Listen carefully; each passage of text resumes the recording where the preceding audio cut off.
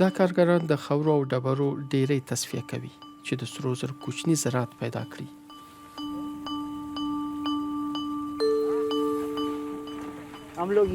موږ دلته له ماشینونو کار اخلو، مواد بهر ته راوباسو او په چاڼۍ کې اچوو. له دې وروسته ټول سره زر دلته تصفیه کیږي. د پاکستان په شمال کې د سرو زرو تلاش زور اخیستی دی. کان کیندنې سیمه ییزو کارګرانو ته دندې برابرې کړي دي، خو دا صنعت په قانوني نامعلوم وضعیت کې قرار لري.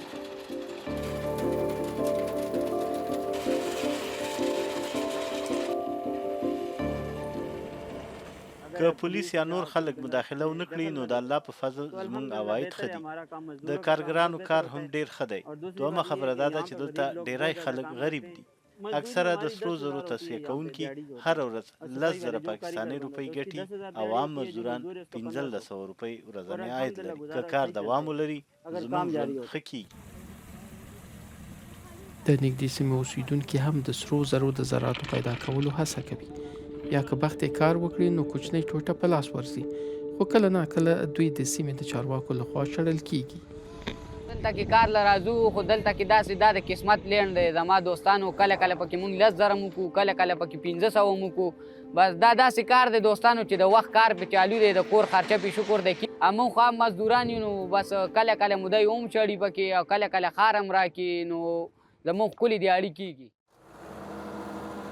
برخلاف د ځایي سرو زرو موندونکو، قراردادیان ډېرې ګټې ترلاسه کوي، که څه هم دوی دا شمېرې په ښکاره نه بیانوي، خو باور دا دی چې دوی هره میاشت 3 تر 3.5 میلیونه پاکستاني روپۍ عاید لري. قراردادیان ټینګار کوي چې دا کان کیندنه د قانون له مخې ترسره کیږي.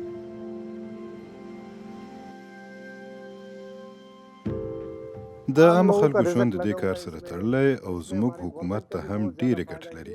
دا ځکه چې موږ له خیبر پښتونخوا حکومت څخه رسمي اجازه لیک اخیستی، مالیات پرې شوي او د اجازې پیسې ورکړل شوي دي. ټولې پانګونې د پاکستان دننه پاتې کیږي.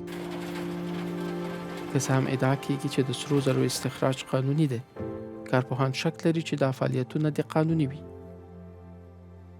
دا کان کیندنې د خیبر پښتونخوا او پنجاب ولایتونو ترمنځ پر سرحد فلمبرداري شوې.